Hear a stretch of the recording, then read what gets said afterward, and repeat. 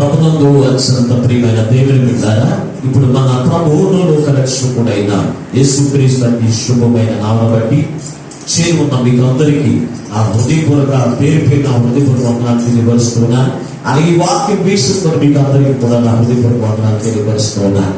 దేవుని యొక్క మహాకృపను బట్టి మరొకసారి ప్రభు యొక్క సన్నిధిలోనికి నడిపించబడి ఎంతవరకు పాటల ద్వారా, వాక్య పఠనం ద్వారా, స్తుత్యారాధన ద్వారా దేవుడు మహిమపరిచి ఆయన మాటలు వినడానికి ప్రభు మనకి ఇచ్చిన మహాకృపను బట్టి మనందరినీ స్తుతించవలసినటువంటి వారమైనా, ఆయన నామాన్ని గణపరచవలసినటువంటి వారమైనా. ఏదేమైనప్పటికీ ఈ దినమందు దేవుడు మనతో మాట్లాడుచున్న వాక్య భాగాన్ని చదువుకుందాం. పరిశుద్ధ గ్రంథము నుండి యెహెజ్కేలు గ్రంథము 13వ అధ్యాయము 10వ వచనమును 11వ వచనాన్ని దేవుని యొక్క వాక్యముగా మనం నేర్చుకుందాం. దేవుని వాక్యములో నుంచి యెహెజ్కేలు గ్రంథము 13వ అధ్యాయము 10వ వచనమును 11వ వచనాన్ని చదువుకుందాం.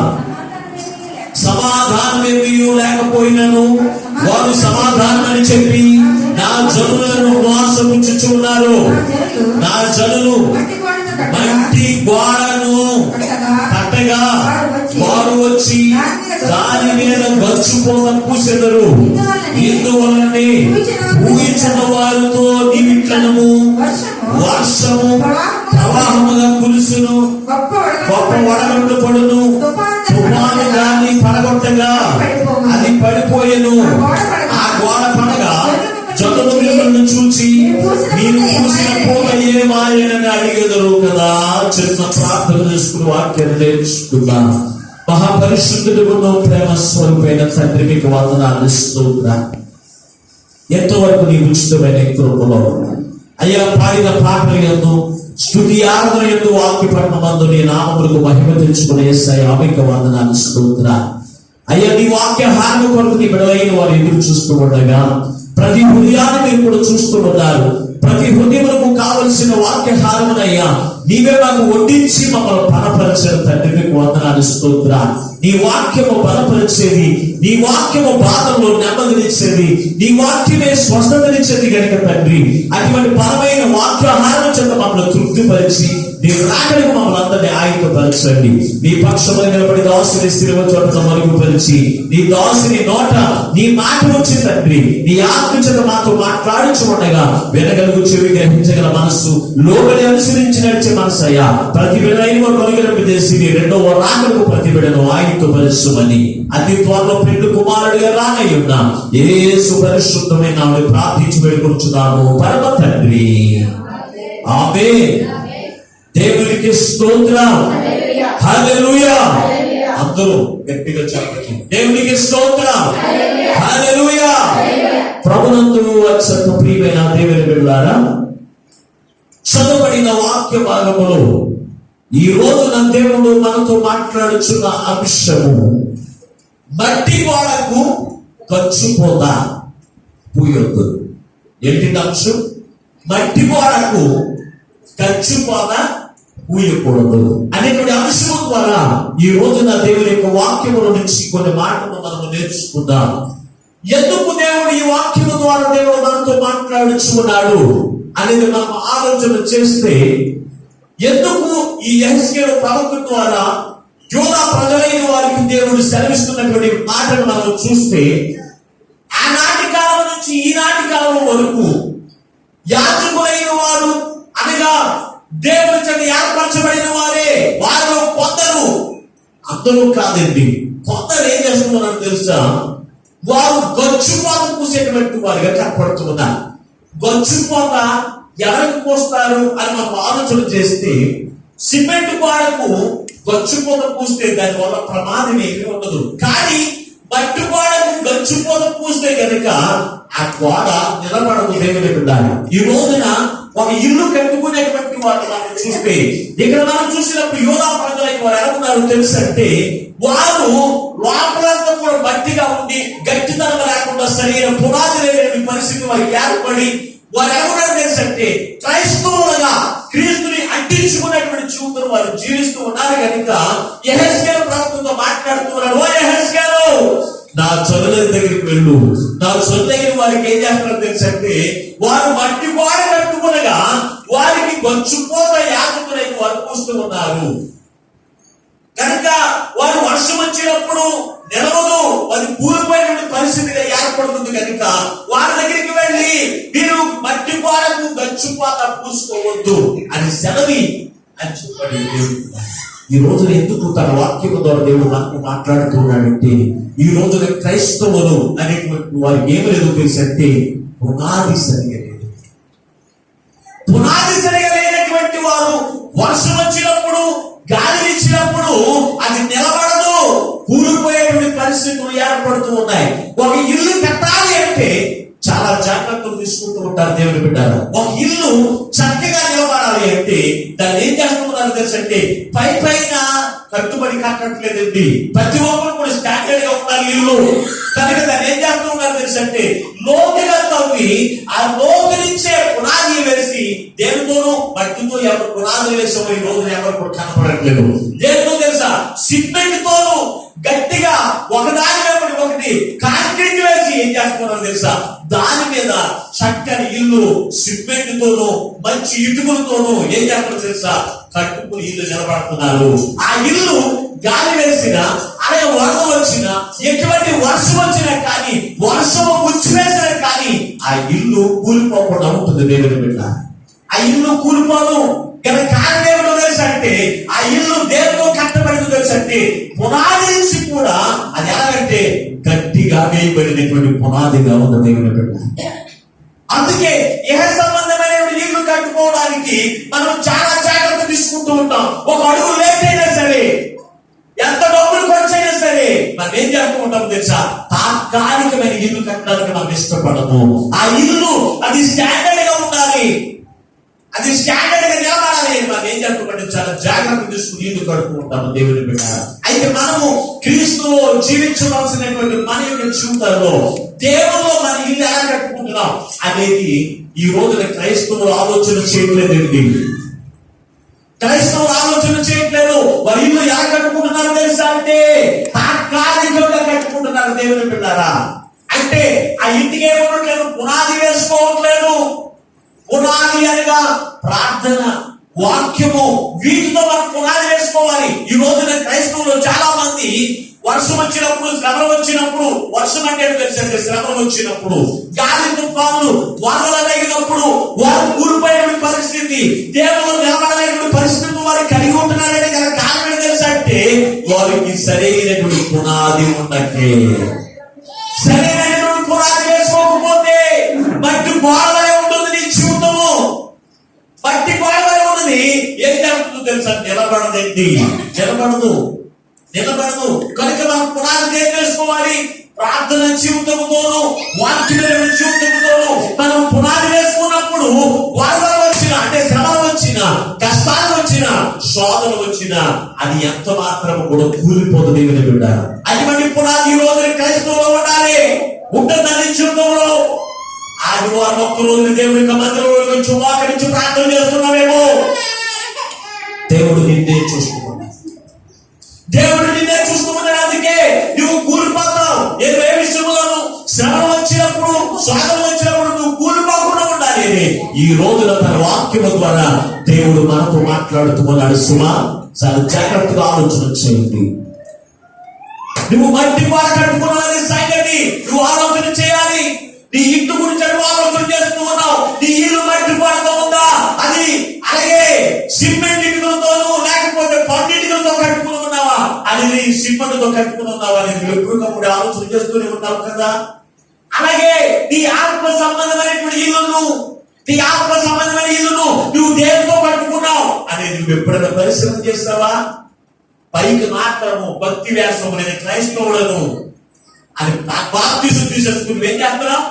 నువ్వు కూలిపోయిన పరిస్థితులు కైకుంటున్నావేమో దేవుని బిడ్డారా.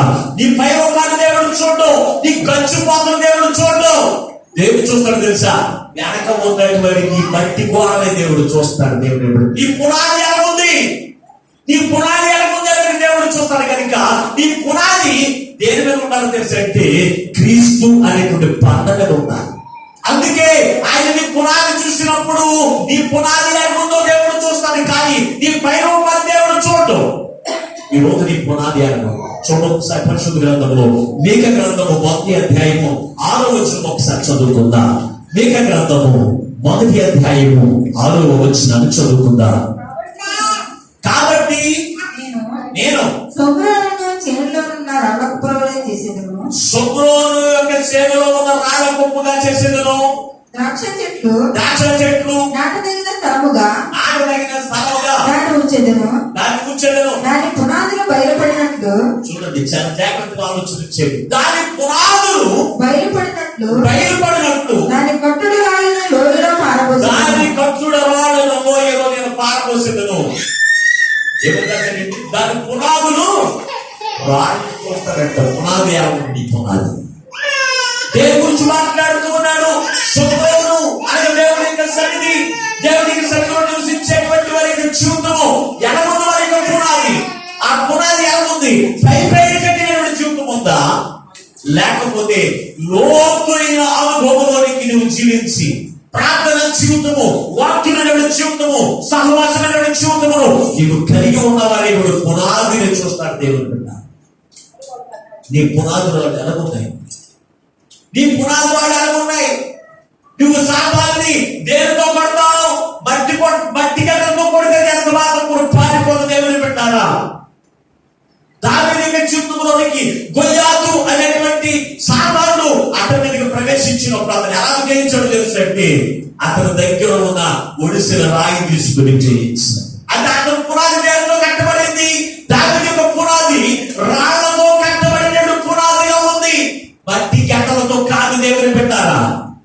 అందుకే నువ్వు ప్రార్థన చేస్తూ ఉన్నప్పుడు, అపవాది నిన్ను శోధిస్తూ ఉన్నప్పుడు, అపవాది నీ కుటుంబాన్ని నాశనం చేస్తూ ఉన్నప్పుడు దాన్ని పారద్వాలేకపోతున్నావంటే నీ దగ్గర ఏమున్నది తెలుసా? నీ పునాది ఏదో తెలుసా? రాళ్ళనే లేవు, మట్టితో కట్టబడిన పునాది వలె ఉంది.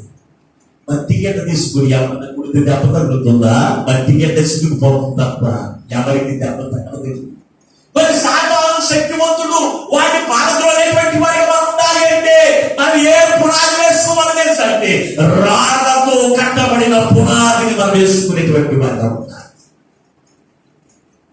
ప్రార్థన అనేటువంటి రాయి, విశ్వాసం అనేటువంటి రాయి, సహవాసం అనేటువంటి రాయి, వాక్యం అనేటువంటి రాయి, ఇటువంటి రాళ్లతో నీ పునాదిని కట్టుకున్నప్పుడు దానికి గచ్చు కూడా పూసినదేమి కూడా.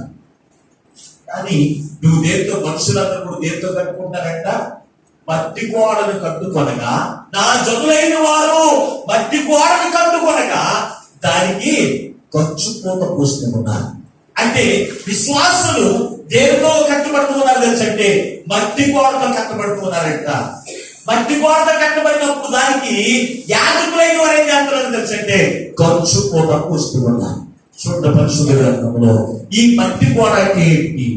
ఈ మట్టి గోడ అంటే ఏంటి? దానికి గచ్చుపూత అంటే ఏంటో పరిశుద్ధ గ్రంథంలో మనం తేటగా చూసుకుందాం. పరిశుద్ధ గ్రంథంలో ఇదే యెహెజ్కేలు గ్రంథము 22వ అధ్యాయము 28వ వచనం చదువుకుందాం.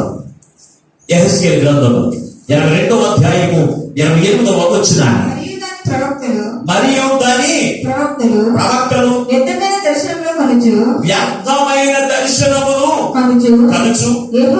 యెహోవా ఏమీ సెలవీయనప్పుడు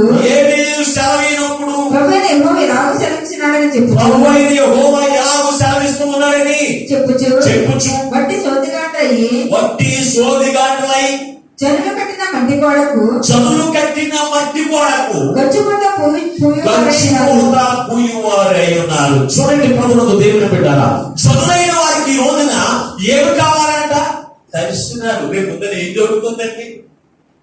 వచ్చే సంవత్సరం నాకు బాగుంటుందా? రాబోయే దినాల్లో నాకు మంచి జరుగుతుందా?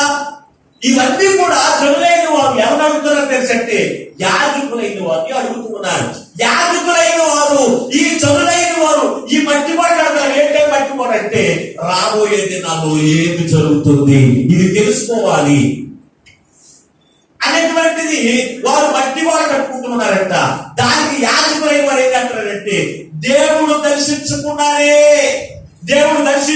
దర్శించినట్లుగా మీకు మేలులు జరుగుతాయి, రాబోయే దినాల్లో మీకు మంచి జరుగుతుంది అనేటువంటి గచ్చుపోత వారికి పూస్తూ ఉన్నారంట. దేవుడు వారికి పూస్తూ ఉన్నప్పుడు అది వర్షం వచ్చినప్పుడు నిలబడదు. వారికి ఎంత వర్షం వచ్చినప్పుడు నిలబడదు. దేవుని బిడ్డలారా, నిలబడదు. అటువంటి దర్శనాల గురించి, రాబోయే దినాల్లో మంచి చెట్ల గురించి, వీటి గురించి మాత్రమే దేవుని దగ్గరికి వచ్చినప్పుడు వారికి పునాది, వాక్యమైనటువంటి పునాది లేదు, ప్రార్థనైనటువంటి పునాది వారికి లేదు కనుక వర్షం వచ్చినప్పుడు వారు ఏమైపోతారో తెలుసంటే కూలిపోతున్నారు. అలాగే మనుషులు ఎలాగుంటున్నారు తెలుసా? దుర్మార్గమైన జీవితంలో జీవిస్తూ వారి యొక్క జీవితంలో దీవెన కావాలని కోరుకునేటువంటి వారు కూడా కనపడుతున్నారు. చూడండి ఒకసారి మనుషులు ఎటువంటి మట్టి గోడ కట్టుకుంటున్నారో. ఇర్మియా గ్రంథము 5వ అధ్యాయం 31వ వచనం కూడా చదువుకుందాం. ఆ మరణించండి, ఆ చదువు ఒకసారి.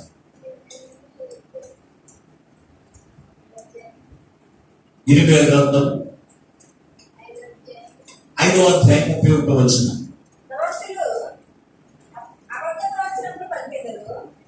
యాజకులు వారి పక్షమున ఏలుబడి చేసేదరు. ప్రవక్తలు అబద్ధ ప్రవచనములు పలికెదరు. పలికెదరు. యాజకులు వారి పక్షమున ఏలుబడి చేసేదరు.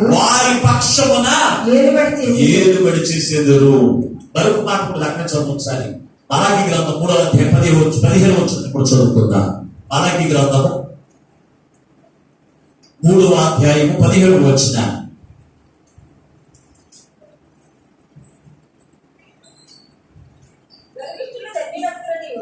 గర్విష్ఠులు ధన్యులందరనియు, యెహోవాను శోధించు దుర్మార్గులు, యెహోవాను శోధించువారు దుర్మార్గులు వర్ధిల్లుదురనియు, దుర్మార్గులు వర్ధిల్లుదురనియు, వారు సంరక్షణ పొందుదురనియు, వారు సంరక్షణ పొందుదురనియు మీరు చెప్పుకొనుచున్నారు. మీరు చెప్పుకొనుచున్నారు. ఎవరండి? ఎవరు? దుర్మార్గులు వర్ధిల్లుతారట, గర్విష్ఠులు దీవించబడతారట. ఎవరు? యెహోవాను శోధించువాడు వర్ధిల్లుతాడు.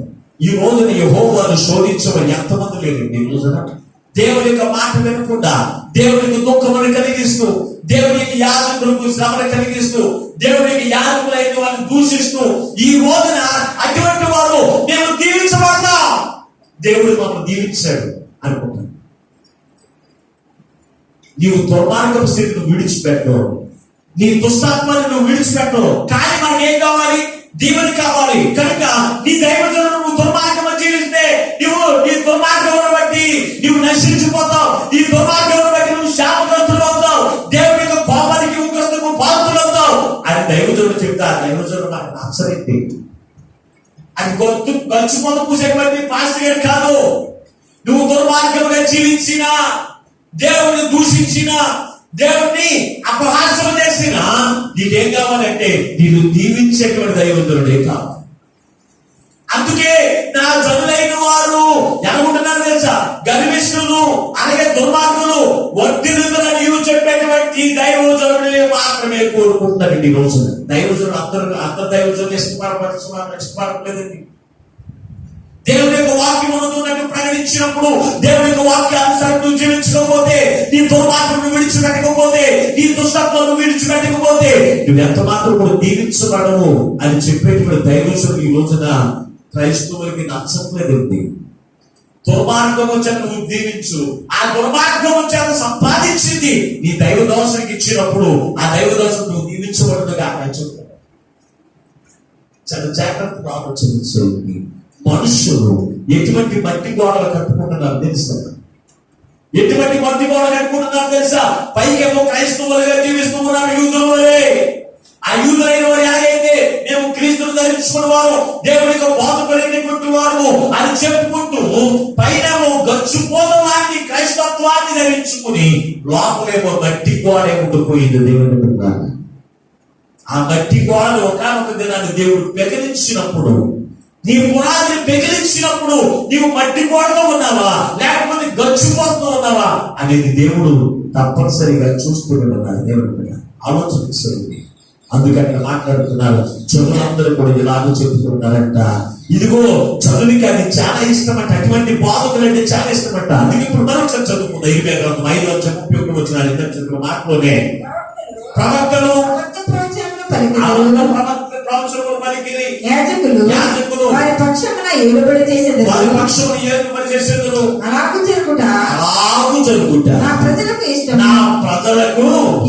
ఇష్టము. దాని ఫలము పొందినప్పుడు దాని ఫలము నా చదువులైన వారికి ఏది ఇష్టము? ఈ రోజున దేవుని యొక్క ప్రజలు ఏమి ఇష్టపడుతున్నారో తెలుసా? ఎక్కడ నీకు అద్భుతం జరుగుతుందని చెప్పేటువంటి జనులు అటువంటి వారిని కోరుకునేటువంటి, అటువంటి వారంటేనే దేవుని యొక్క యాజకులైన వారంటేనే ఎవరికి ఇష్టపడతారు? దేవుని యొక్క ప్రజలైన వారికి ఇష్టం. అద్భుతాలు జరగాలి, ఆశ్చర్యకాలు జరుగుతాయి, రాబోయే దినాలు నీకు మంచులు జరుగుతాయి, రాబోయే దినాలు నువ్వు ఆశీర్వదించబడతావు, రాబోయే దినాలు నువ్వు పొలాలు కొనుక్కుంటావు, రాబోయే దినాలు నువ్వు గృహాలు కట్టుకుంటావు అనేటువంటి చెప్పేటువంటి చదువులైన అటువంటి యాజకులంటే నా చదువులైన వారిని ఎంత ఇష్టమో, ఎంత ఇష్టమో దాని యొక్క ఫలం పొందుకున్నప్పుడు అప్పుడు తెలుస్తుంది వారి బాబా.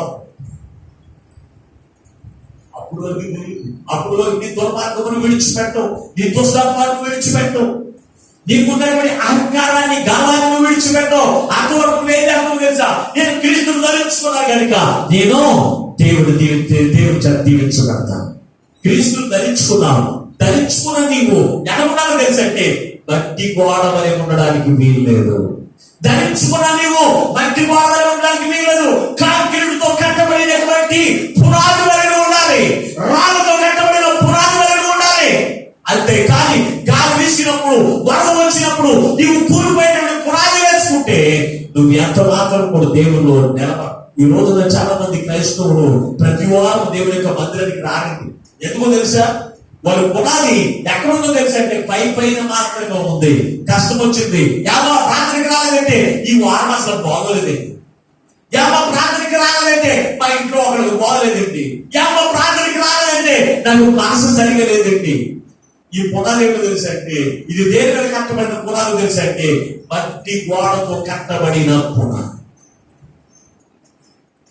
వారు సరిగా దేవుళ్ళు నిలబడలేరు, క్రీస్తు బండ మీద నిలబడలేరు. ఎందుకు తెలుసా? అది మట్టి. మట్టి బండ మీద ఉంటుందా?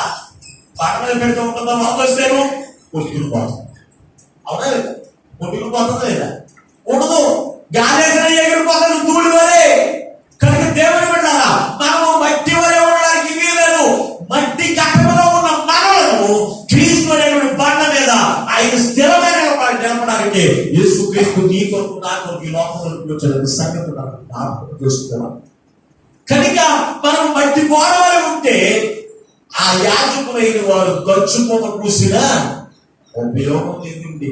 మట్టి గోడకు ఎంత సిమెంట్ ఎక్కువ కలిపి దాన్ని పూసిన కానీ నిలబడదండి, ఊడిపోతుందంటే. ఊడిపోత ఉండదు. గాలి వీసినప్పుడు, గాలి వీసినప్పుడు, వర్షం వచ్చినప్పుడు అది నిలబడదు. కనుక అటువంటి వారిగా నమ్మడానికి లేదు. కనుక దేవుని బిడ్డలారా అటువంటి వారు ఎవరున్నారు? ఈ రోజున పరిశుద్ధ గ్రంథంలో మీకు తేటగా నేను తెలియవచ్చి నేను వాక్యాన్ని కూడా ఇస్తాను. ఎవరు బోధ అనుకుంటుందంటే యేసుక్రీస్తు బోధ. చదువు ఒకసారి ప్రకటన గ్రంథం 2వ అధ్యాయం 20వ వచనాన్ని చదువుకుందా. ప్రకటన గ్రంథము 2వ అధ్యాయము 20వ వచనం. అయినను నీ మీద తప్పు ఒకటి మానవలసి ఉన్నది. ఏమనగా తన ప్రవక్తలని చెప్పుకొచ్చుకున్న యెజబెలు అనే స్త్రీని నీవు ఉల్లంఘించున్నావు. చారత్వము చేయుటకును విగ్రహములకు బలించిన వాటిని తినుటకును అది నా దాసులకు బోధించుచు వారిని మోసపరుచుచు ఉన్నది. సాలింది మట్టి గోడకు వచ్చిపోత అనేది మనం ఆలోచన చేస్తే దేవుడు ఆయన రాకడలు ఎత్తబడినప్పుడు మన యొక్క జీవితం ఎలా ఉందో అనేది అక్కడ పరిశీలిస్తాడంట. తప్పులు మోపుతున్న వాడు ఏమిటో తప్పులు అన్నప్పుడు నీవు యెజబెలు యొక్క బోధను అనుసరించావు. యెజబెలు యొక్క బోధ ఎవరికి బోధించింది? నా గనులైన వారికి అది ఏమని బోధించిందో తెలుసా అంటే విగ్రహములకు అర్పించిన వాటిని తినవచ్చును. మరొకసారి చెప్తున్న మాట. యెజబెలు శారత్వము చేయుటకును విగ్రహములకు బలించిన వాటిని తినుటకును అది నా దాసులకు బోధించుచు. ఒక దైవజనుడు నాకు చెప్పిన మాటలు తెలుసంటే అయ్యా ఈ లోకంలో అన్ని సమస్తమును మన కొరకే సిద్ధపరిచాడు. అన్ని మనం తినొచ్చు, అన్ని మనం మనం తినొచ్చు. అందులో విగ్రహములు కనిపించిన దాన్ని కూడా మనం తినొచ్చు. ప్రార్థన చేస్తుంది, అది పరిశుద్ధమైపోతుంది. యేసు రక్తము దాని మీద ప్రోక్షిస్తే అది ఏమైపోతుందంట, పరిశుద్ధమైపోతుంది కనుక దాన్ని మనం తినేయచ్చు. ఇది ఎవరి కోసం తెలుసండి? యెజబెలు యొక్క పాపం. వ్యభిచారం కూడా చేయొచ్చండి దేవునికి బిడ్డలైన వారు. యెజబెలు యొక్క బోధ ఎవరికి బోధిస్తుంది? నా జనులైన వరకు బోధించేటువంటి యెజబెలు యొక్క బోధ వంటి బోధకులు ఈ లోకంలో అనేక మంది ఉన్నారు దేవుని బిడ్డలారా. ఆనాడు యెజబెలు దేవుని యొక్క జనులైన వరకు అలాగే బోధించింది. వ్యభిచారం చేయొచ్చు, పర్వాలేదు. వ్యభిచారం అంటే ఏమిటి? వ్యభిచారం అంటే ఏమిటి? విగ్రహారాధన అంటే ఏమిటి అని మనం ఆలోచన చేస్తే, వ్యభిచారమైన విగ్రహారాధనైనా సరే దేవుడు ఉండవలసిన స్థానంలో నువ్వు దేనిని పెడుతూ ఉన్నావో అదే విగ్రహారాధన. అదే విగ్రహారాధన. దేవుని పెట్టారా? వ్యభిచారం అంటే ఏమిటో తెలుసంటే దేవుని యొక్క సన్నిధిని విడిచిపెట్టి నువ్వు అనేకమైనటువంటి దేవత గృహాలు దర్శించడం. ఒక భక్తుతో ఉన్నప్పుడు, ఒకే ఒక భక్తుతో ఉన్నప్పుడు ఎంత మాత్రం వ్యభిచారం కాదు, అనేక మందిని భర్తలుగా చేసుకుంటే వారిని వ్యభిచారం. అవునా కదా? వ్యభిచారం ఏమంటారు? ఒక స్త్రీకి అనేక ముగ్గురు నలుగురు భక్తులతో ఆమె కాపురం చేస్తున్నప్పుడు ఆమె ఏమంటారు తెలుసంటే వ్యభిచారి. అలాగే మనం క్రీస్తు ఒక్కడే మనం కలిగి ఉన్నప్పుడు మనం వ్యభిచారము కాదు. అయితే అందరు దేవుళ్ళు ఒక్కటే. క్రైస్తవులు కూడా ఇటువంటి మనస్తత్వం కలిగిన వారు చాలా మంది ఉన్నారు. అందరు దేవుళ్ళు ఒక్కటే. ఏ దేవుడైనా ఉంటే చెప్తాడు ఇది కాదని. ఇది ఎవరి బోధ తెలుసంటే యెజబెలు యొక్క బోధ. యెజబెలు యొక్క బోధ. ఆ బోధ నువ్వు విని నీవు కూడా పాడైపోతావు దేవుని బిడ్డ. నీవు సరైనటువంటి పునాది మీద లేకపోతే యెజబెలు యొక్క బోధ నీ యొక్కకు వస్తుంది. యెజబెలు యొక్క బోధను నువ్వు ఎదిరించేటువంటి వారిగా ఉండాలి అంటే నీ పునాది ఎలా ఉండాలో తెలుసా? క్రీస్తు అనేటువంటి బండ మీద స్థిరంగా కట్టబడినటువంటి పునాది వలె ఉండాలి. నీ పునాది సరిగా లేకపోతే ఆ యెజబెలు యొక్క బోధ బోధించే వారికి యొక్కకు వచ్చి నీకు బోధిస్తున్నప్పుడు ఏంటంటే అప్పటికి నీ నాలుగు ఊరుపాటం. ఒక మేకపోతుని దేవతను బంధించి చక్కని బిర్యానీ చేసి ఉంచాడు అనుకోండి, అప్పటికే నీ మనసు ఎంత దానిలో ఉంటుంది. ఏ అవకాశం దొరుకుతుందో తినేస్తాం పెట్టేస్తాం కదా. అటువంటి క్రైస్తవులు లేకపోతే ఉన్నారండి. అటువంటి క్రైస్తవులు ఉన్నారు. ఏదో ఒక వచ్చి ఇంకొక క్రైస్తవులు వచ్చి పర్లేదు రాత్రి చేసుకుని తినేచ్చు అన్ననుకో, అలాగే తినేచ్చా అని చెప్పి ఏంటో తెలుసా? గమనం బాగుంటుందో తెలిసింది. మా పాస్టర్ గారు చెప్పారండి ప్రార్థన చేసుకుని తినేమని. మా పాస్టర్ గారు తినేస్తారండి. మా పాస్టర్ గారు తినేస్తారు కనుక మేము కూడా తినేది. ఓ దైవజనుడు, నాకు తెలిసిన దైవజనుడు, అతడు బలి అర్పించిన ఒక తన స్నేహితుడు విందు ఏర్పాటు చేశారు. మేకపోతుని వేసి ఎక్కడ దేవతను బలి వేసి దాన్ని విందు సంగతి చేసేసాడు తెలుసు అంటే స్నేహితులు అందరిని కూడా పిలిచారు. అందులో నేను ఒక పాస్టర్ ఉన్నాను, ఇంకొక పాస్టర్ గారు ఉన్నారు. ఎందరో ఉన్నప్పుడు అక్కడికి నేనైతే అవ్వలేదు. ఆ పాస్టర్ గారు వెళ్ళి భోజనం చేసి వచ్చాను. భోజనం చేసి వచ్చిన పెద్ద అడిగాను నేను, అయ్యారు మీరు మన స్నేహితులకి వెళ్ళారా భోజనానికి? వెళ్ళదయ్యా వెళ్ళదండి. అదేంటి మనము ఆ విగ్రహానికి వాళ్ళు బలించారు కదా, దాన్ని మనం తినకూడదు కదా అని సెలవిచ్చినప్పుడు అతను అన్నాడు, అయ్యో ప్రార్థన చేసుకుని తినేసేయండి. నేను తినేసాను. ప్రార్థన చేసుకుని తినేసానండి. ఏమవునండి? ఆనాడు పేతురు రాసిన పత్రికలో అక్కడ ప్రార్థన చేసుకుని తినేవాళ్ళని ఏది నిషేధించింది కాదు. అది పేతురు రాసిన పత్రిక రాశాడు కదా, అయితే మనం కూడా అక్కడ ప్రార్థన చేసుకుని తినేశాను. ఆనాడు తప్పుడు పాపం చేసేటట్టు పేతురు గారు దాన్ని ఒక వ్యక్తి అనుసరించి అతను పాపంలో పడకూడదు దేవుడానికి.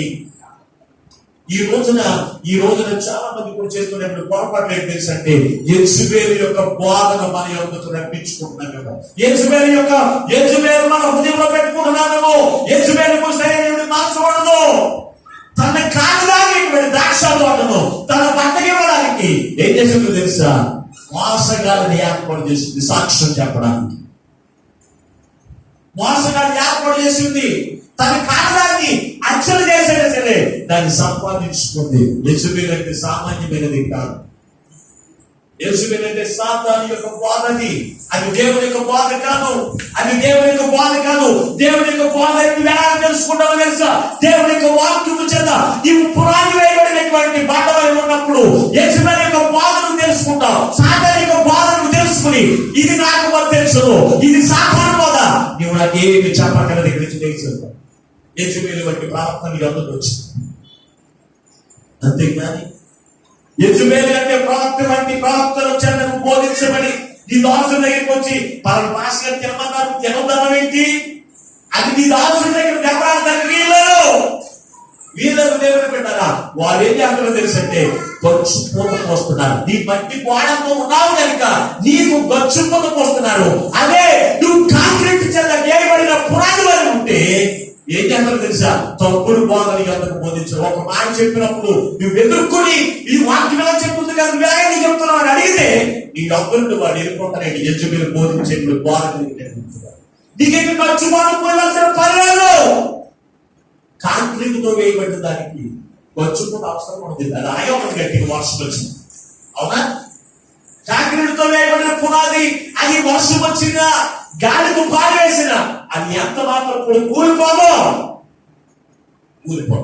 అదే మట్టి గోడతో కట్టినటువంటి పునాదితో వేయబడినటువంటి ఆ యొక్క మట్టి గోడకైతే ఖర్చు పోత పూసిన వర్షం వచ్చిందంటే ఏమైపోతుంది? కూలిపోతుంది. అందుకే ఈ రోజున దేవుడు మనతో మాట్లాడుతున్నాడు. యెజబెలు యొక్క బోధ వ్యభిచారం చేయొచ్చని, విగ్రహాలు కల్పించిన వాటిని నువ్వు తినొచ్చని అది నీ మనసులో పెట్టుకున్నావు. అందుకే నీ మీద నేను తప్పు ఒకటి నేను మోపుతూ ఉన్నానంటున్నాడు దేవుడు.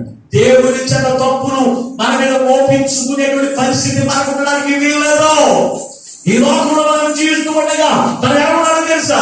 కాంక్రీట్ చదివేయబడినటువంటి పునాది మీద మనకు కట్టబడిన క్రీస్తు వాక్యం చదివి కట్టబడినటువంటి పునాదిని వల్లి మనం గట్టిగా వేయబడిన పునాదిని వల్ల ఉండాలి. అప్పుడే యెజబెలు యొక్క బోధన బట్టి మనం ఏం చేయాలో తెలుసంటే వాసన పడిపోతాం. అటువంటి శ్రమలు వచ్చిన, కష్టాలు వచ్చిన, శ్రమలు వచ్చిన మనము దేవుల్లోనే నిలబడతాము.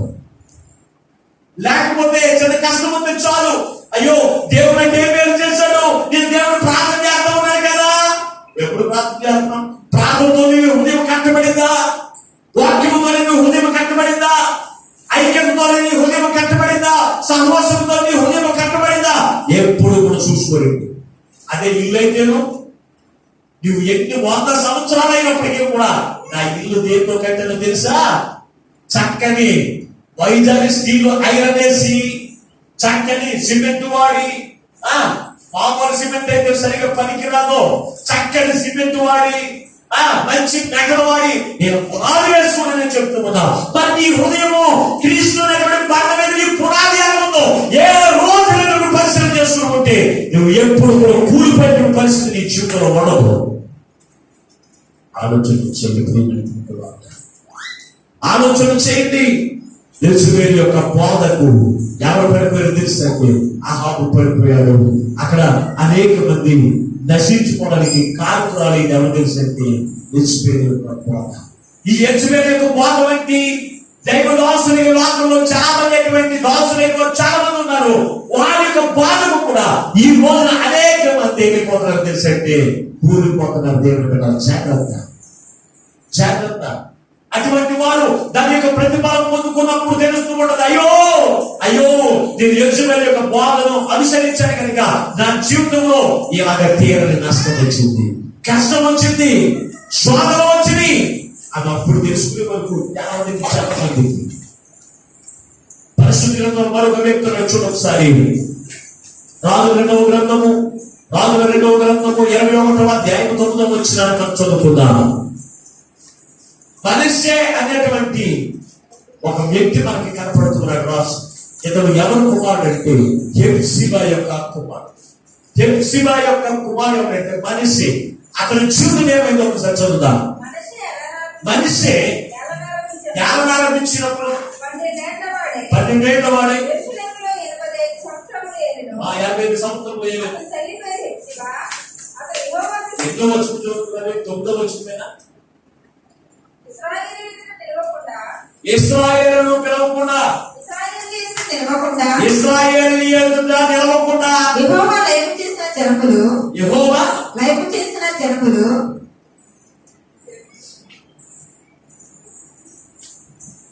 యెహోవా లైవ్ చేసిన జనములు జరిగించిన చెడుతనమును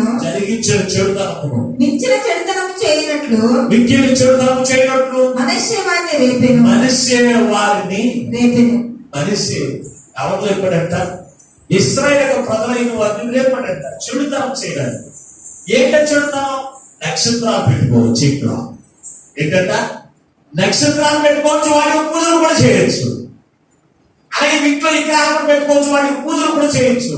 విగ్రహాలను చేయొచ్చు, దానికి పూజలు కూడా చేయొచ్చు అని చదువులందరినీ కూడా రేపడం ద్వారా అనేక మంది లైవ్ అయిపోయారు అని రాస్తారు. అనేక మంది ఏమైపోయారంట? లైవ్ అంటే హతమైపోయారు, చచ్చిపోయారు దేవుని పెట్టారా. ఈ రోజున మనిషి రేపేటువంటి యాజకులైన వారు అనేక మంది ఉన్నారు. విగ్రహాలు పెట్టుకునేటట్లు చేస్తున్నారు సంఘాన్ని. సంఘానికి ఏం చేస్తున్నారు? సంఘంలో విగ్రహాలు తీసుకొచ్చేస్తున్నారు. ఏంటో తెలుసా? ఇది యేసు ప్రభువు బాబా మీ ఇంట్లో పెట్టుకుని పూజలు చేయి. ఏంటంట? దాన్ని పెట్టుకోవచ్చు. నక్షత్రాన్ని కూడా పెట్టుకోవచ్చు. మీరు ఇంటికి వెళ్ళిన తర్వాత ఆ అధ్యాయాన్ని మొదటి చదువుకుని మీ బాగా సూర్యుని పెట్టుకోవచ్చు, చంద్రుని పెట్టుకోవచ్చు, నక్షత్రాలు పెట్టుకోవచ్చు, ఈ లోకంలో చెట్టును పెట్టుకోవచ్చు, పొట్టను పెట్టుకోవచ్చు, దేన్నైనా పెట్టుకోవచ్చు నువ్వు పూజించడానికి అనేప్పుడు బోధ. ఇది ఎక్కడి నుంచి వచ్చిందో తెలుసు అంటే మనిషి గోత్రం నుంచి వచ్చింది, మనిషి దగ్గర నుంచి. అందుకే ఈ రోజున పొట్టను పూజ చేసేవాళ్ళు ఉన్నారు. లేదా అందులో పాలు బుస్సులు ఒకరు ఉండవాలా? ఉంటారా? అక్కడరా ఉంటారండి. పాసుమా బయటకు వచ్చిందని ఉంటారు అక్కడ ఉంటారా? కానీ నువ్వు దేవుడు పూజ చేస్తున్నావు. పాము కాదు, నువ్వు పుట్టగే. పాము పూజ చేస్తే పాము అందరి మీద మారిపోతా. పుట్టలకి పూజ చేయండి దైత్యం కానీ నాకు అర్థం కాదు. పుట్టలకి చెట్లు కొంతమంది చూస్తూ ఉంటారు. తెల్లవారుజామునే 5 గంటలు లేచి నేను బయటకు వాకింగ్ చేస్తా ఉంటే ఆ ఓ చెట్టు ఉందండి, అది మరి రావి చెట్టు ఎందుకు నాకు తెలియదు, కానీ ఆ చెట్టుకు బొట్లు పెట్టి దాన్ని పూజలు చేస్తాం. ఎంత దౌర్భాగ్యం నివసం. దేనికైనా పూజ చేసుకోవచ్చు, దేనికైనా పూజ చేసుకోవచ్చు, దేనికైనా పూజ చేసుకోవచ్చు, కానీ మనకి మాత్రం ఆగదు అని చెప్పేటప్పుడు బాధపడ కూడా ఈ రోజున లోకంలో లేరనుకుంటున్నారా? ఉన్నారండి. ఈ దాసుడైన వాడు దేవుని యొక్క వాక్యం నువ్వు లోపడాలి. దేవుని యొక్క వాక్యానుసారం జీవిస్తే నువ్వు పరమ రాజ్యం వెళ్తావు. దేవుని యొక్క వాక్యం విడిచిపెట్టి దేవుని పెట్టి విగ్రహాలు చేస్తే అది విగ్రహాలతో ఉంటుంది. దేవుడికి ఆశీర్వాదం వాసు కావు అని చెప్తే ఆ బాధ కొంతమంది క్రైస్తవులకి నచ్చట్లేదు. నేను ఒక సహోదరికి అదే చెప్పానండి. అమ్మ ఇదిగో నువ్వు అప్పుడే 4-5 వారాల నుంచి నువ్వు ప్రార్థనకి రావట్లేదు. అమ్మ దేవుడు దిగసారిపోతున్నావు. అమ్మ దేవుడు విడిచిపెడుతుంటే మన చుట్టూ బాగుందమ్మా అని చెప్తాను. ఏమన్నా తెలుసా? వీరన్నా దేవుడు విడిచిపెట్టారేమో, కానీ నేను దేవుడు అసలు విడిచిపెట్టదు. ఏంటంట? నేనన్నా విడిచిపెట్టాను కానీ అవి విడిచిపెట్టదంట. అదేంటమ్మా దేవుడు విడిచిపెట్టదని చెప్తున్నావు, ఎప్పుడు మందిరంలో కనపడతాను ఏంటంటే, లేదండి మా ఇంట్లో కుటుంబం ఉంది, దానికి నేను కొబ్బరికాయ కొడతాను, అరటిపళ్ళు పెడతాను, ఇదిగో ప్రతిరోజు నేను ప్రార్థన చేసుకుంటూనే ఉంటాను, దానికి ఎప్పుడు కూడా పూజలు చేస్తూనే ఉంటాను. మరి ఎవరు పోదనుకుంటున్నారు? ఇది ఎవరు పోదండి? మనిషి వంటి బోధకులైనటువంటి వారు అలవరిచినటువంటి బోధ దేవుని పెట్టాలి. అదేంటమ్మా అది విగ్రహారాధన అవుతుంది, దాన్ని నువ్వు చేయకూడదంటే, అయ్యో నేను ఇంకో చోట ఉన్నప్పుడు ఆ పాస్టర్ గారు నాకు రోజు వాక్యం పంపించేవారు. ఆ యేసుప్రభు అనుకుంటున్నాను, మరియమ్మ గారు కూడా ఉండేది, కనుక వారు కూడా దేవుడే కదండి. అందుకే వారు ఫోటోలు ఎక్కువ నేను పూజలు చేస్తాను. అలా చేసిన విగ్రహాలను మనం చెప్పినందుకు ప్రార్థన మానేస్తాం. ప్రార్థనకి వచ్చినా రాకపోయినా ఆ బోధ మాత్రము మానదు. నువ్వు ప్రార్థనకి వచ్చినా రాకపోయినా మనిషి యొక్క బోధ కానీ యెజబెల్ యొక్క బోధ కానీ నేను దేవుని యొక్క మందిరంలో నేను చేయని దేవుని పెట్టాను. ఎందుకంటే అది మనకు ఆశీర్వాదం కాదు. దాని యొక్క ప్రతిఫలం పొందుకున్నప్పుడు ఈ దాసుడు చెప్పిన మాట నేను వినకపోతేనే, ఈ దాసుడు చెప్పినప్పుడు గతించినప్పుడు నేను లోపలిపోయాను. అందుకే నాకు ఈ శ్రమలు వచ్చినాయి. నాకు తెలుసుకుంటాను. కొంతమందికి ఎన్ని శ్రమలు వచ్చినా తిరిగిపోయేది. ఎన్ని శ్రమలు వచ్చినా, ఎన్ని కష్టాలు వచ్చినా, ఎన్ని నష్టాలు వచ్చినా, నేను రాదు చేసిన దాన్ని బట్టి నాకు ఈ కష్టాలు వచ్చినాయి అనేటువంటి వివరణ ఉన్నదండి చాలా మంది. అది ఏమంటారు తెలుసంటే మూర్ఖులు అంటారు. వారికి మరొక పేరు ఏంటంటే దుర్మార్గులు, మూర్ఖులు. అటువంటి జీవితం మనం జీవించడానికి తెలియట్లేదు దేవుని పెట్టాలి. అటువంటి వారు దేనితో ఉన్నారు తెలుసంటే మట్టి గోడతో వేయబడినటువంటి పునాది వలె ఉన్నారు.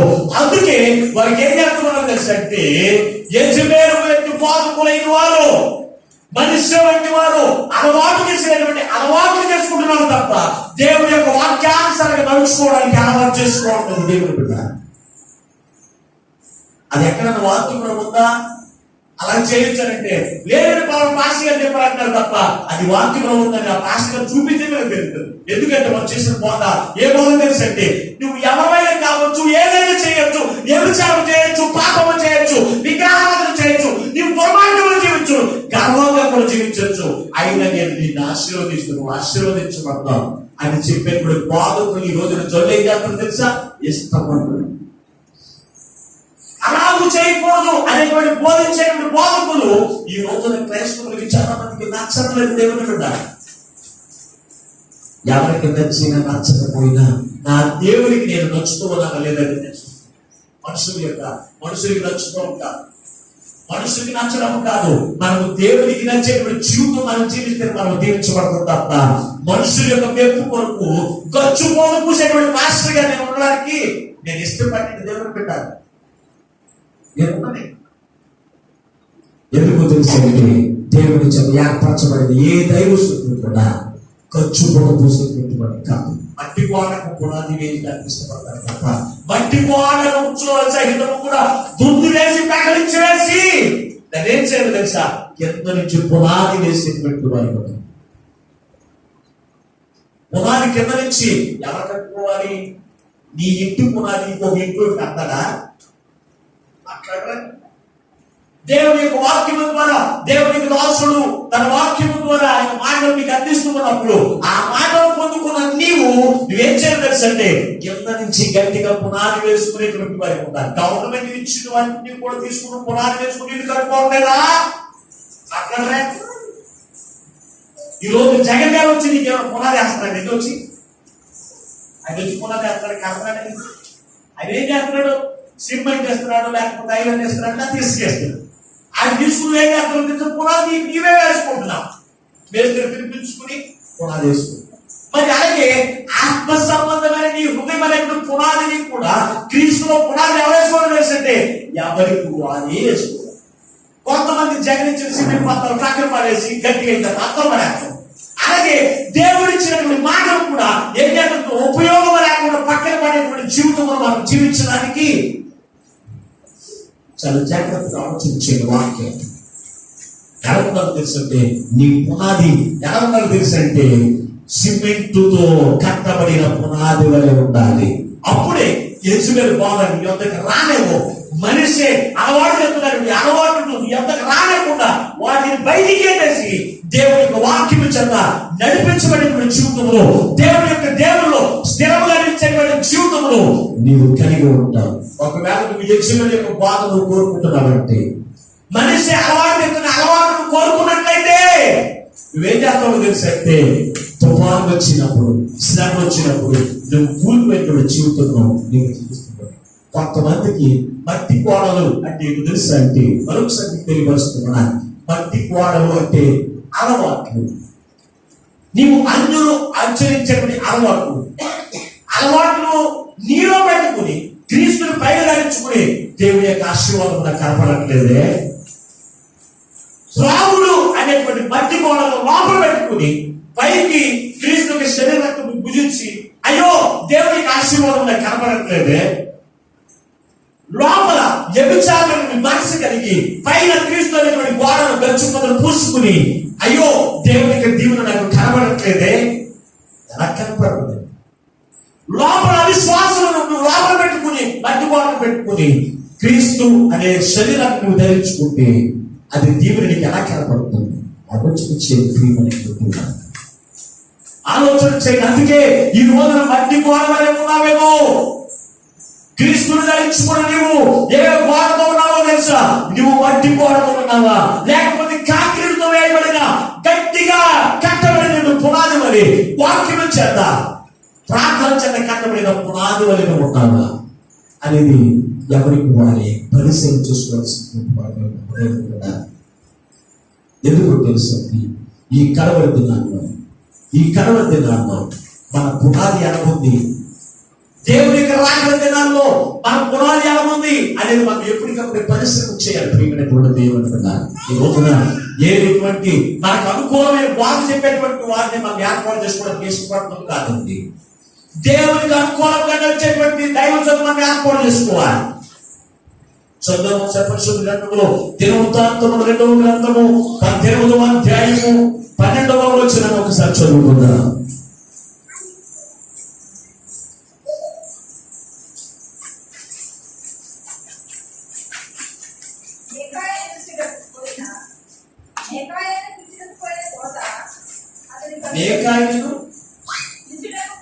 పిలుచుటకు పోయిన దూత అతను కనుకొని ప్రవక్తలు రాజుల విషయమై ఏకముఖముగా వేరునే పలుకుచున్నారు. దయచేసి ఈ మాటను వారి మాటలకు అనుకూలపరిచి వేరునే ప్రవచించమని అనగా యెహోవా జీవముతోడు నా దేవుడు సెలవిచ్చినదేమో దాన్నే ప్రవచించెదను అని చెప్పాను. చాలండి. ఇక్కడ మనం చూసినప్పుడు యెహోషాపాతు అనేటువంటి దేవునికి భయభక్తులు కలిగినటువంటి ఒక రాజు ఉన్నాడు. అతను ఒక బియ్యంకుడు. ఎవరు తెలుసు అంటే ఆహాబు అనేటువంటి రాజు. దేవుని బిడ్డ ఆహాబు ఎవరు తెలుసు అంటే అజ్ఞుడు. ఆహాబు ఎవరు తెలుసు అంటే అన్య జనాంగంలో ఉన్నటువంటి వాడు. ఎవరు తెలుసు అంటే ఆహాబు. ఈ ఆహాబుతో విజయం పొందుకున్నటువంటి వీరు ఒక నేటి యుద్ధానికి వెళ్ళడానికి ఏం చేశారో తెలుసు అంటే వీరందరూ కలిసి ఈ యెహోషాపాతు దేవునికి యాజకులైన వారు ఎక్కడ ఉంటే వారిని పిలిపించండి, మనం యుద్ధానికి వెళ్ళాలా వెళ్ళకూడదా, దేవుడు సెలవుందా సెలవులైనా కనుగొనడానికి యాజకులైన వారు పిలిపించండి ఎవరితో చెప్పండి ఆహాబు వారితో చెప్పండి. చెప్పినప్పుడు ఆ దేశంలో 400 మంది ప్రవక్తలు ఉన్నారు. ఈ 400 మంది ప్రవక్తలను కూడా పిలిపించి అక్కడ కూర్చుని వారితో మాట్లాడుకున్నారు. అయ్యా, నేను యుద్ధానికి వెళ్ళవచ్చా వెళ్ళకూడదా, ఇదిగో దేవుడు మీ నోట ఏ మాట ఉంచాడో ఆ మాట మాకు సెలవీయండి చెప్పినప్పుడు వారు ఏమన్నా తెలుసంటే అయ్యా శీఘ్రంగా మీరు వెళ్ళవచ్చు, దేవుడు ఆ దేశాన్ని ఆ రాజ్యాన్ని అప్పగించడానికి ఇష్టపడుతున్నాడు, వెళ్ళండి అని వెళ్ళని చెప్పినప్పుడు యెహోషాపాతుకి నమ్మకం కలగలేదు. నమ్మకం కలక ఇదేంటి ఈ ప్రవర్తన కూడా ఒకే మాట చెప్పారు, ఇదిగో అతను కూడా ఎవరు చెప్పారు ఏంటి అని చెప్పి ఆలోచన చేసి వీరు తప్ప ఇంకెవరు కూడా ప్రవర్తన లేదా ఈ దేశంలో అని అడిగినప్పుడు అక్కడ ఉన్నటువంటి ఆహాబు రాజు అన్నాడు, సిద్కియా అన్నాడు. అక్కడ ఉన్నటువంటి సైన్యాధిపతి ఎవరు తెలుసు అంటే సిద్కియా.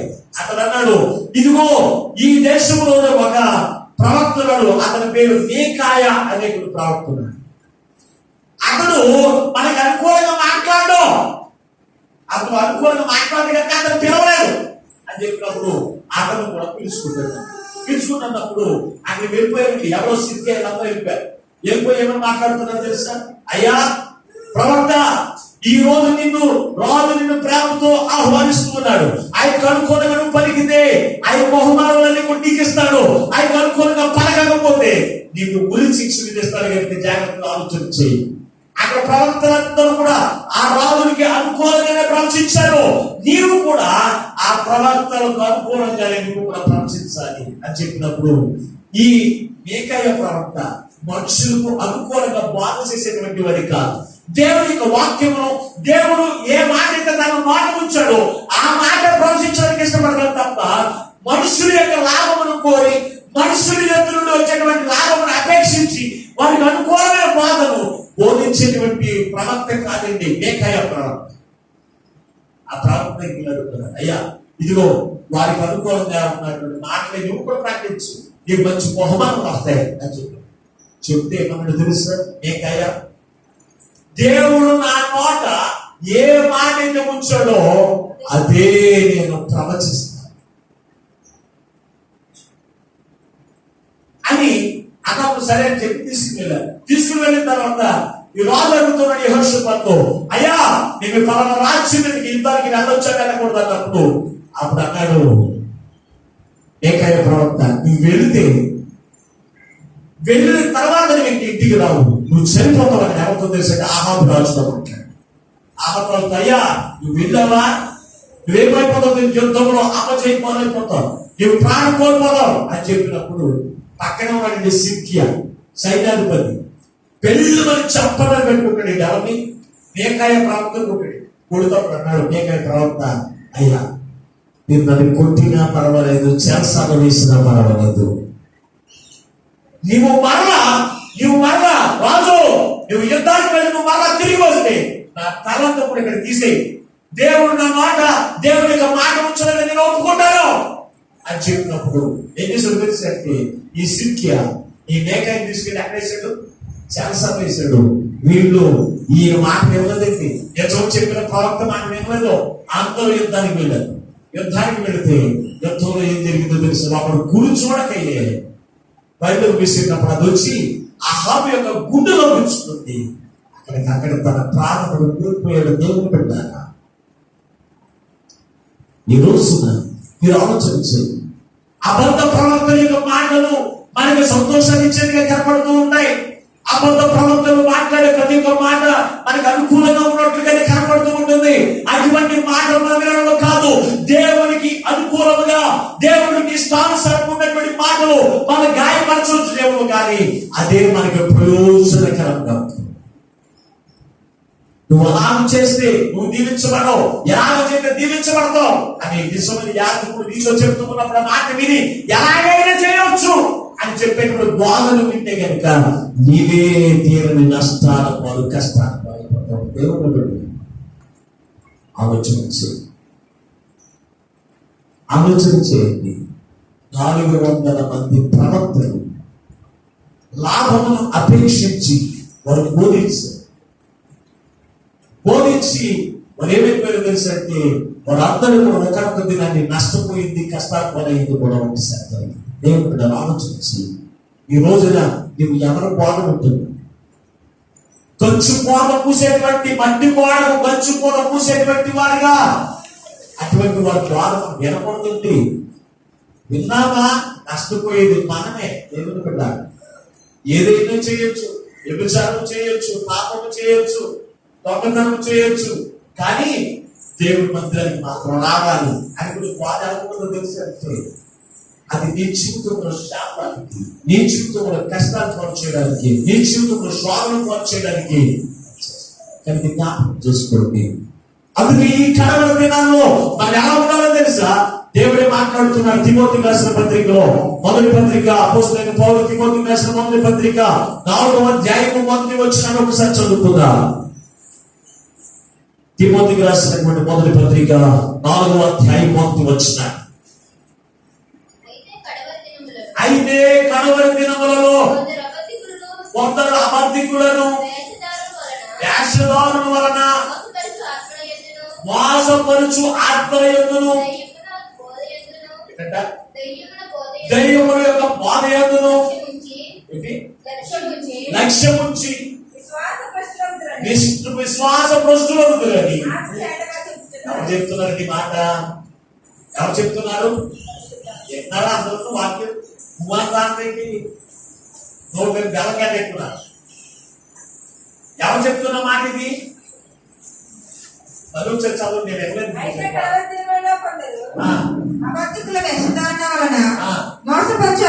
నేను మోసపరచు ఆత్మల యందును దయ్యముల బోధ యందును లక్ష్యముంచి విశ్వాస భ్రష్టులకు ఆత్మ చెప్పుచున్నాడు. ఎవరు చెప్తున్నారంట?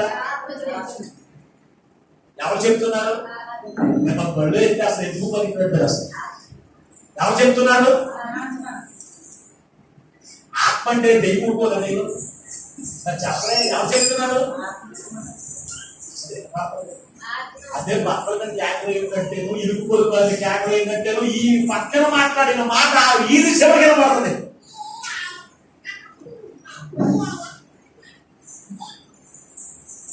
దెయ్యం గట్టిగా ఊరుకోదు. పరిశుద్ధాత్మ వరకు వచ్చేస్తుందేమో ఒకవేళ దెయ్యం ఆత్మ ఎక్కిపోయి. ఎవరు చెప్తున్న మాట ఇది? విటువాపలేదు కొంతమంది ఊరి నుంచి దెయ్యాలు కాకుండా. ఎవరు చెప్తున్న మాట ఇది? ఎవరు చెప్తున్న మాట ఇది?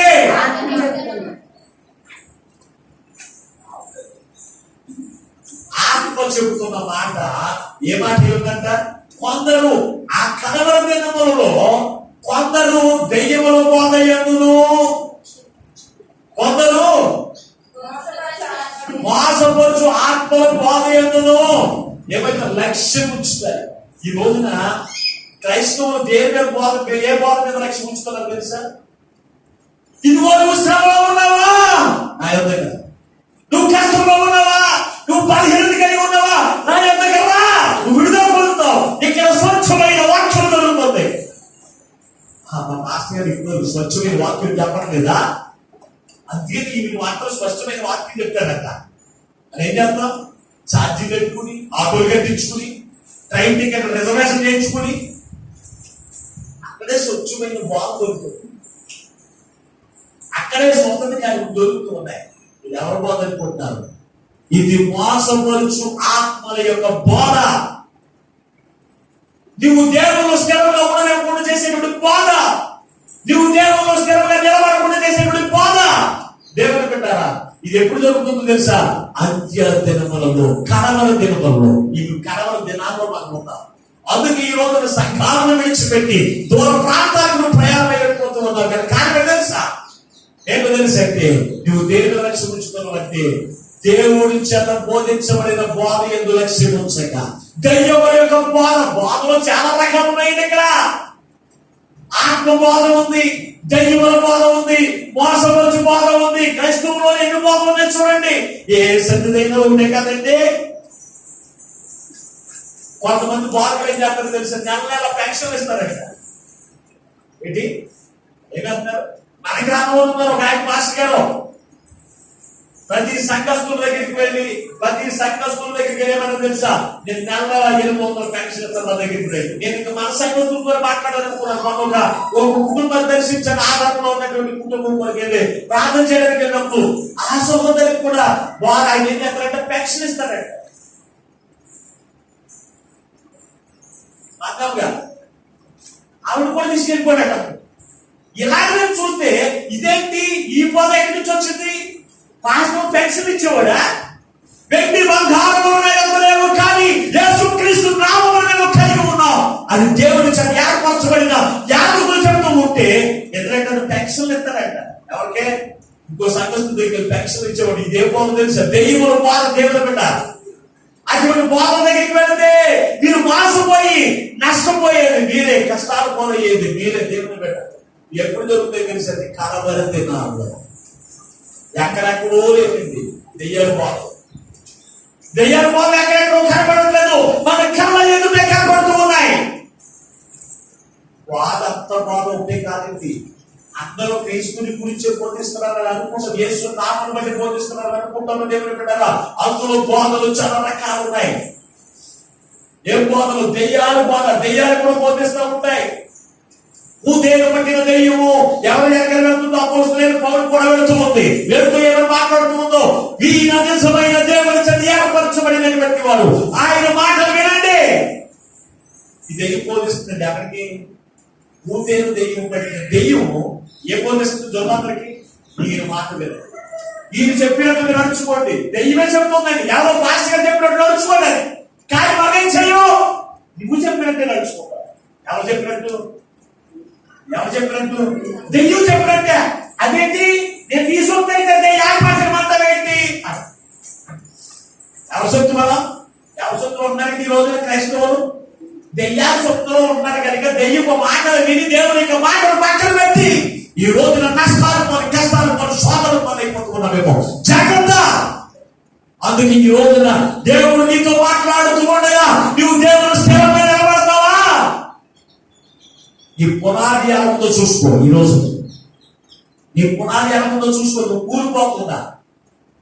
కూలిపోకుండా వరదలు వచ్చినప్పుడు, కష్టాలు వచ్చినప్పుడు, శ్రమలు వచ్చినప్పుడు, స్వాగలు వచ్చినప్పుడు నువ్వు కూలిపోయిన పరిస్థితుల్లో ఉన్నావు అంటే నువ్వు గట్టిగా లేవు. కనుక మట్టి గోడలు, ఈ మట్టి గోడగా ఎంత దానికి ఏదేసినా సిమెంట్ వేసినా నీ దాసులైన వారు నిజమైన వాక్యమైనటువంటి సిమెంట్ కొట్టినా అది ఎలాగో తెలుసంటే మట్టి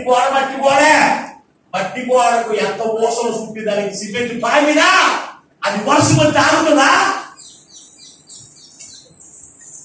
గాలి వేస్తే ఆగుతుందా? దేవుని పెట్టాలి. ఆలోచించు. ఈ రోజున నువ్వు ఎలా ఉన్నా మట్టి గోడగానే ఉన్నావా? మట్టి గోడకు ఖర్చు పూత పూయబడినటువంటి క్రైస్తవులుగా ఉన్నావా? సున్నము కొట్టిన సమాధులుగానే ఉన్నావా? దేవుడు మరి మరొక పేరు పెట్టాడు, ఏమో తెలుసండి, సున్నము కొట్టిన సమాధులు. ఎవరు యూదులైన వారి గురించి మాట్లాడుతున్నారు, వారు పైకి ఎవరు భక్తి వల్ల కనపడుతున్నారు, కానీ లోపలంతా కుళ్ళే దేవుడు పెట్టారు. అందుకే అక్కడ మాట్లాడుతున్నటువంటి మాట మనం చూస్తే ఒక్కసారి మూడు వచ్చిన గురించి వాక్యం గురించుకుందాం. యెహెజ్కేలు గ్రంథము 11వ అధ్యాయం. యెహెజ్కేలు గ్రంథము 11వ అధ్యాయం.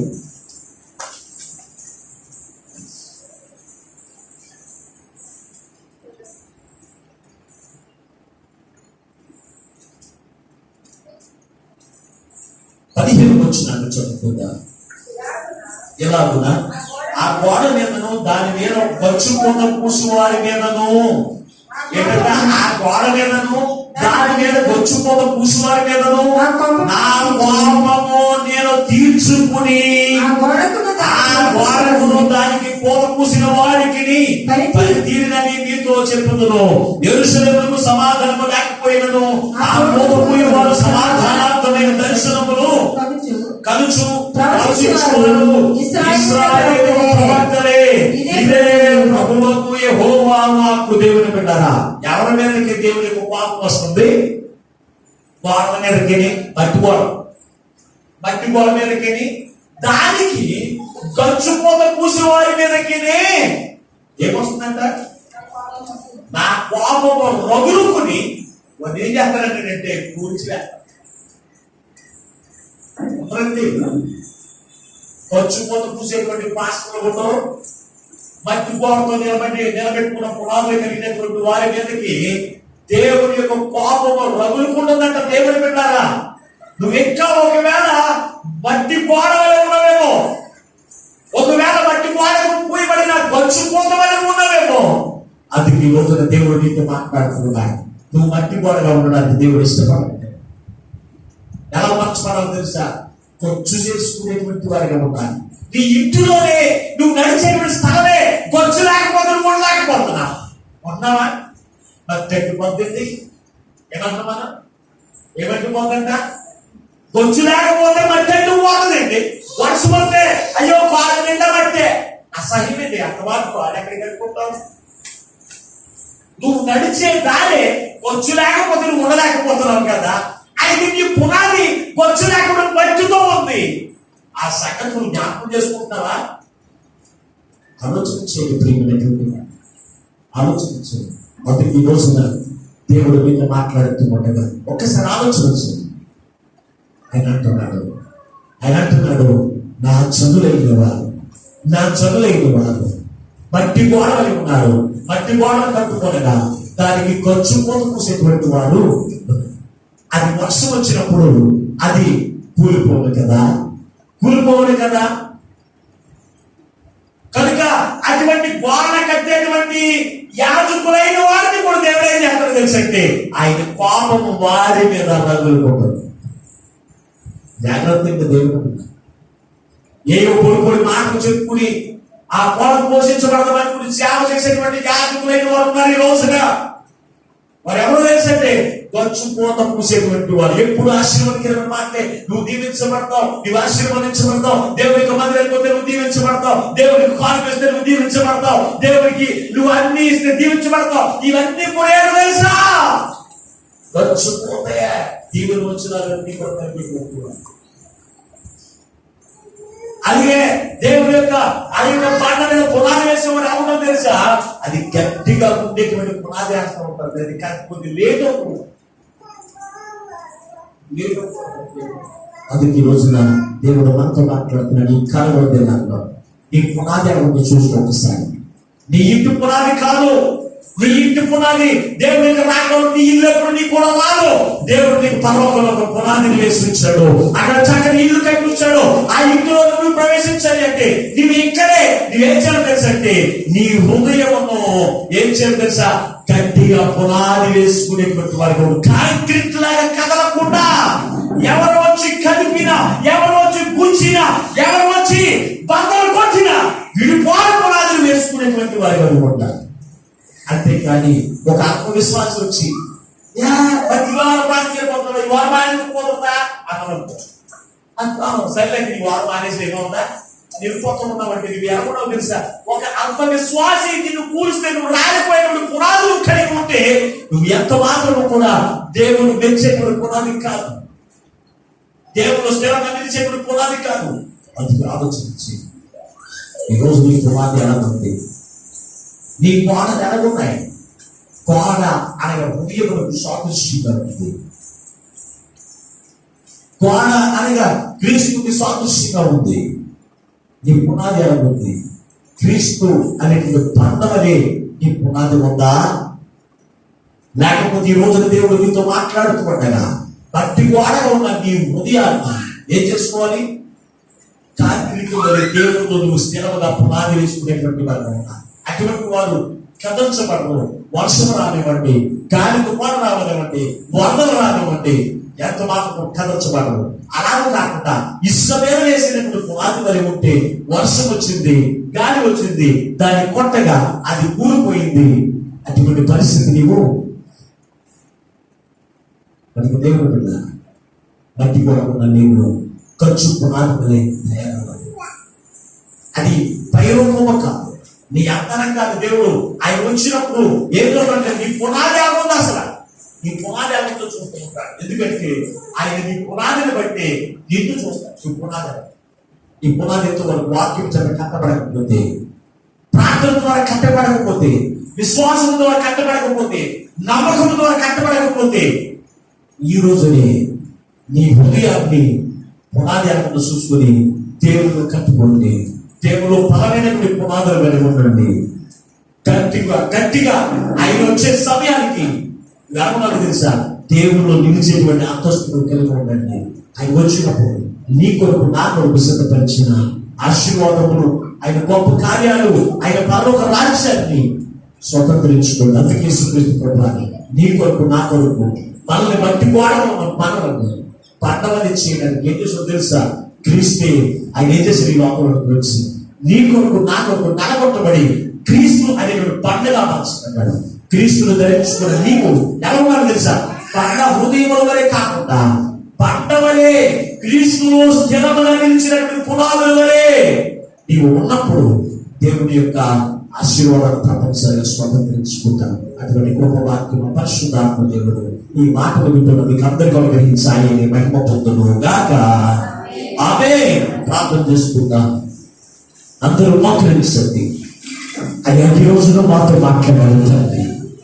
నీ విలువైన మాటల ద్వారా అయ్యా ఎంతవరకు నాయన, అయ్యా ఎంతవరకు నేను అయ్యా నీలో స్థిరంగా నిలబడలేకపోతున్నానంటే, శ్రమలు వచ్చినప్పుడు, కష్టాలు వచ్చినప్పుడు, శోధనలు వచ్చినప్పుడు, ఇబ్బందులు వచ్చినప్పుడు నేను కూలిపోయేటువంటి వారికి ఉన్నాను అంటే అయ్యా మట్టి గోడవని నేను ఉన్నానయ్యా. అందుకే ఈ రోజు నాతో మాట్లాడాలి. మట్టి గోడకు గచ్చిపోత పూసినట్లే ఉన్నానయ్యా. అయ్యా మట్టి గోడకి ఎంత గచ్చిపోత పూసినా అది గాలి వచ్చినప్పుడు ఆగదు ఆయన, తుఫాను వచ్చినప్పుడు కూలిపోతున్నది ఆయన. అట్టి వారిగా ఉండకూడదని ఈ రోజు మాతో మాట్లాడవేసయ్యా. మీకే వందనాలు స్తోత్రం, మీకే వందనాలు స్తోత్రమని ఎవరికి వారిని అయ్యా మమ్మల్ని కట్టి కోరమని, రాతి కోరమని మమ్మల్ని సిద్ధపరచండి అయినా. నీలో మమ్మల్ని సిద్ధపరచండి. మా పునాదినైనా ఇదిగో పెకరించుకున్నట్లు తండ్రి గట్టిగా పునాది వేయండి అని ఎవరికి వారి ప్రార్థన చేయండి. యెజబెల్ యొక్క బోధ ఎందును, అలాగనే మనిషి యొక్క బోధ ఎందును, అలాగనే అయ్యా ఆహాబు యొక్క బోధ ఎందును మేము సాగిలపడకుండా నీ వాక్యములు మా జీవితమును పునాది వేసుకుని నీ వాక్యము చేత బలపరచబడుతూ ప్రార్థన ద్వారా ప్రార్థన వీరులుగా సమస్తమును జయించినటువంటి జయవీరులుగా మమ్మల్ని సిద్ధపరచదని ఎవరికి వారి ప్రార్థన చేయండి. మహాపరిశుద్ధులను ప్రేమ స్వరూపమైన తండ్రి మీరు వందనాలు స్తోత్రం. ఎంతవరకు నీ ఆత్మ చేత నువ్వు మాట్లాడిన ప్రతి ఒక్క మాటల మీకు వందనాలు స్తోత్రం. ప్రతి హృదయంలో నీరు కట్టి తలంపు చేస్తే తండ్రి నీ వాక్యము వెలుగులో వారి యొక్క జీవితములు సరిచేసుకుంటూ తండ్రి గట్టి పునాదుల వలె అయ్యా శ్రమలు వచ్చినప్పుడు, శోధనలు వచ్చినప్పుడు, ఇబ్బందులు వచ్చినప్పుడు కూలిపోయే పునాదుల వలె కాకుండా తండ్రి, ఎన్ని కష్టములు వచ్చినా యోబు ఎలాగైతే స్థిరమైన పునాది వలె ఉన్నాడు, అపోస్తలుడైన పౌలు ఎలాగైతే స్థిరమైన పునాది వలె ఉన్నాడు, సీమోను పేతురు తండ్రి క్రీస్తు అనేటువంటి బాధ మీద పునాది వలె ఉన్నాడు. అటువంటి పునాదిని మనకి వేసుకునే కృపను మాకు దయచేసి నేను బలపరిచి నీ నిత్యరాజ్య వారసులుగా మమ్మల్ని అందరినీ కూడా సిద్ధపరుస్తున్నది. ఎంతమంది మాటలు అపవాదం ఎత్తుకొని పోకుండా నీరు కానీ బలపరిచి రాని వాయితో పరుస్తున్నది. అతి త్వరలో పెళ్లి కుమారుడు రాలేకున్నా యేసు పరిశుద్ధమైన ప్రార్థించి వెళ్ళుకొచ్చున్నాము పరమ తండ్రి. ఆమేన్. దేవుడు మిమ్మల్ని అందరినీ కూడా దీవించును గాక. ఆమేన్. మరొకసారి అందరికీ హృదయపూర్వక వందనాలు తెలియజేస్తున్నాను.